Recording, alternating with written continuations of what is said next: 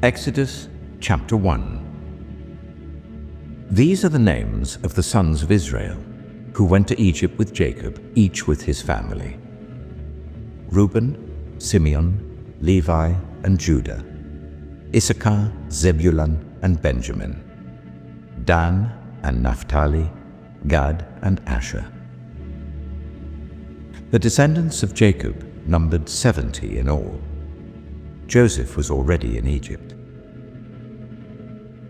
Now Joseph and all his brothers and all that generation died. But the Israelites were exceedingly fruitful. They multiplied greatly, increased in numbers, and became so numerous that the land was filled with them. Then a new king, to whom Joseph meant nothing, came to power in Egypt. "Look," he said to his people, "the Israelites have become far too numerous for us. Come, we must deal shrewdly with them, or they will become even more numerous, and if war breaks out, will join our enemies, fight against us, and leave the country." So they put slave masters over them to oppress them with forced labor, and they built Pithom and Ramesses as store cities for Pharaoh. But the more they were oppressed, the more they multiplied and spread. So the Egyptians came to dread the Israelites and worked them ruthlessly. They made their lives bitter with harsh labor in brick and mortar and with all kinds of work in the fields. In all their harsh labor, the Egyptians worked them ruthlessly. The king of Egypt said to the Hebrew midwives, whose names were Shiphrah and Puah, "When you are helping the Hebrew women during childbirth on the delivery stool, if you see that the baby is a boy, kill him. But if it is a girl, let her live."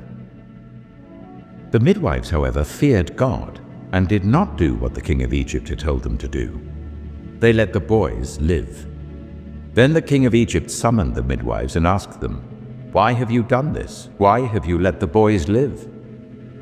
The midwives answered Pharaoh, "Hebrew women are not like Egyptian women. They are vigorous and give birth before the midwives arrive." So God was kind to the midwives, and the people increased and became even more numerous. And because the midwives feared God, he gave them families of their own. Then Pharaoh gave this order to all his people: "Every Hebrew boy that is born, you must throw into the Nile, but let every girl live." Exodus chapter 2. Now a man of the tribe of Levi married a Levite woman, and she became pregnant and gave birth to a son. When she saw that he was a fine child, she hid him for 3 months. But when she could hide him no longer, she got a papyrus basket for him and coated it with tar and pitch. Then she placed the child in it and put it among the reeds along the bank of the Nile. His sister stood at a distance to see what would happen to him. Then Pharaoh's daughter went down to the Nile to bathe, and her attendants were walking along the riverbank. She saw the basket among the reeds and sent her female slaves to get it. She opened it and saw the baby. He was crying, and she felt sorry for him. "This is one of the Hebrew babies," she said. Then his sister asked Pharaoh's daughter, "Shall I go and get one of the Hebrew women to nurse the baby for you?" "Yes, go," she answered. So the girl went and got the baby's mother. Pharaoh's daughter said to her, "Take this baby and nurse him for me, and I will pay you." So the woman took the baby and nursed him. When the child grew older, she took him to Pharaoh's daughter, and he became her son. She named him Moses, saying, "I drew him out of the water." One day, after Moses had grown up, he went out to where his own people were and watched them at their hard labor. He saw an Egyptian beating a Hebrew, one of his own people. Looking this way and that and seeing no one, he killed the Egyptian and hid him in the sand. The next day he went out and saw 2 Hebrews fighting. He asked the one in the wrong, "Why are you hitting your fellow Hebrew?" The man said, "Who made you ruler and judge over us? Are you thinking of killing me as you killed the Egyptian?" Then Moses was afraid and thought, "What I did must have become known." When Pharaoh heard of this, he tried to kill Moses. But Moses fled from Pharaoh and went to live in Midian, where he sat down by a well. Now a priest of Midian had 7 daughters, and they came to draw water and fill the troughs to water their father's flock. Some shepherds came along and drove them away, but Moses got up and came to their rescue and watered their flock. When the girls returned to Reuel, their father, he asked them, "Why have you returned so early today?" They answered, "An Egyptian rescued us from the shepherds. He even drew water for us and watered the flock." "And where is he?" Reuel asked his daughters. "Why did you leave him? Invite him to have something to eat." Moses agreed to stay with the man, who gave his daughter Zipporah to Moses in marriage. Zipporah gave birth to a son, and Moses named him Gershom, saying, "I have become a foreigner in a foreign land."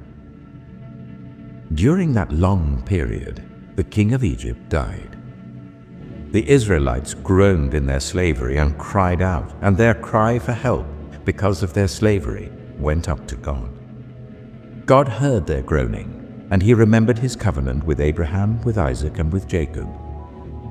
So God looked on the Israelites and was concerned about them. Exodus chapter 3. Now Moses was tending the flock of Jethro, his father-in-law, the priest of Midian. And he led the flock to the far side of the wilderness and came to Horeb, the mountain of God. There the angel of the Lord appeared to him in flames of fire from within a bush. Moses saw that though the bush was on fire, it did not burn up. So Moses thought, "I will go over and see this strange sight, why the bush does not burn up." When the Lord saw that he had gone over to look, God called to him from within the bush, "Moses, Moses." And Moses said, "Here I am." "Do not come any closer," God said. "Take off your sandals, for the place where you are standing is holy ground." Then he said, "I am the God of your father, the God of Abraham, the God of Isaac, and the God of Jacob." At this, Moses hid his face, because he was afraid to look at God. The Lord said, "I have indeed seen the misery of my people in Egypt. I have heard them crying out because of their slave drivers, and I am concerned about their suffering.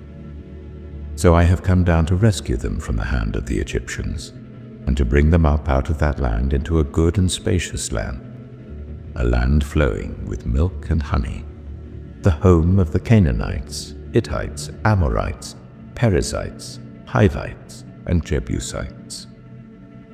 And now the cry of the Israelites has reached me, and I have seen the way the Egyptians are oppressing them.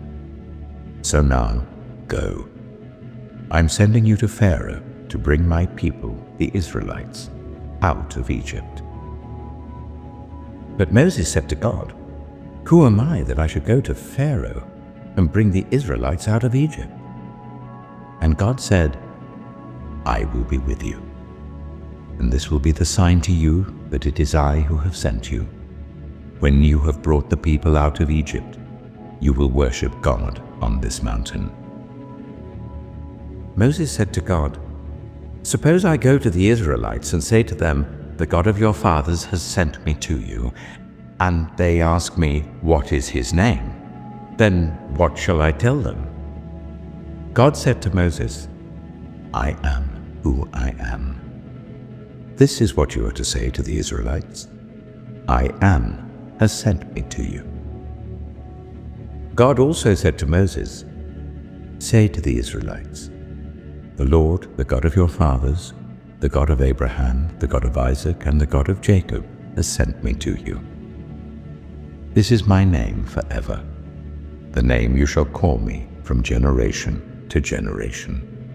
Go, assemble the elders of Israel and say to them, 'The Lord, the God of your fathers, the God of Abraham, Isaac, and Jacob, appeared to me and said, I have watched over you and have seen what has been done to you in Egypt. And I have promised to bring you up out of your misery in Egypt, into the land of the Canaanites, Hittites, Amorites, Perizzites, Hivites, and Jebusites, a land flowing with milk and honey. The elders of Israel will listen to you. Then you and the elders are to go to the king of Egypt and say to him, "The Lord, the God of the Hebrews, has met with us. Let us take a 3-day journey into the wilderness to offer sacrifices to the Lord our God." But I know that the king of Egypt will not let you go, unless a mighty hand compels him. So I will stretch out my hand and strike the Egyptians with all the wonders that I will perform among them. After that, he will let you go. And I will make the Egyptians favorably disposed towards his people, so that when you leave, you will not go empty-handed. Every woman is to ask her neighbor and any woman living in her house for articles of silver and gold and for clothing, which you will put on your sons and daughters, and so you will plunder the Egyptians.